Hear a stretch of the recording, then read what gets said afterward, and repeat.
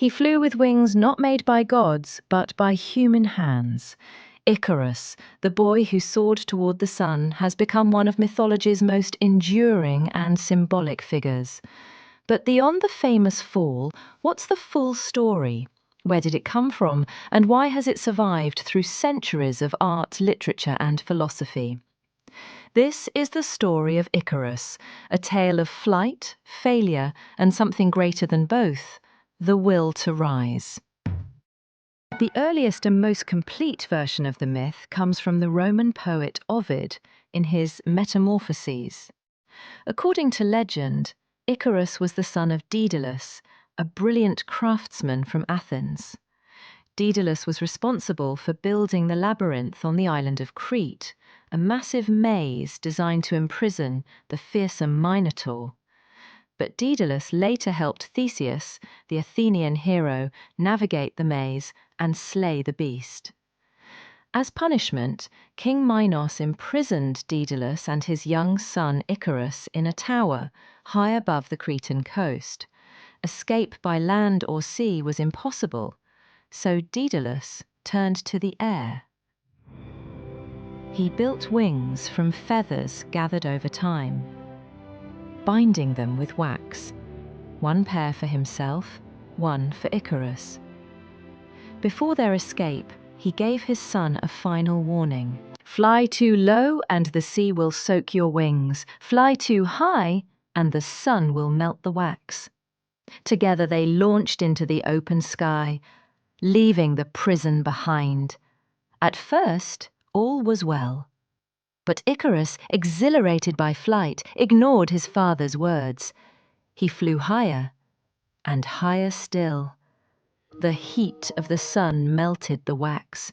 The feathers came loose. Icarus plunged into the sea and drowned. The stretch of water where he fell became known as the Icarian Sea, southwest of the island of Samos near modern-day Turkey.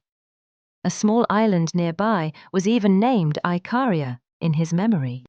The myth of Icarus is deceptively simple, but symbolically rich. At face value, it's a cautionary tale. Don't disobey, don't overreach, stay within your limits. But many philosophers and artists have reinterpreted Icarus not as a failure, but as a figure of courage, of ambition, of tragic beauty. To fly is human, to fall inevitable. As Oscar Wilde once wrote, "Never regret thy fall, O Icarus of the fearless flight, for the greatest tragedy of them all is never to feel the burning light." Wilde flips the lesson: better to soar and fall than to never rise at all. The Fall of Icarus has captured the imagination of artists for centuries, not only as a myth, but as a metaphor. One of the most well-known artistic depictions is titled Landscape with the Fall of Icarus, long attributed to Pieter Bruegel the Elder. In this painting, Icarus is almost invisible. He's barely noticed. His legs splash into the sea while a farmer ploughs his field, a shepherd looks to the sky, and a fisherman casts his line. The world goes on, indifferent to his fall. This scene reflects a key idea.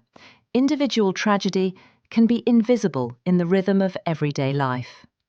Poet W.H. Auden famously reflected on this image in his poem Musée des Beaux-Arts, writing, "In Bruegel's Icarus, for instance, how everything turns away, quite leisurely, from the disaster." But scholars now believe the painting was most likely created by someone in Bruegel's workshop, not the master himself. Regardless, the message remains timeless. Another powerful visual interpretation comes from Jacob Peter Gouwy. His 17th century oil painting The Flight of Icarus, based on a drawing by Peter Paul Rubens.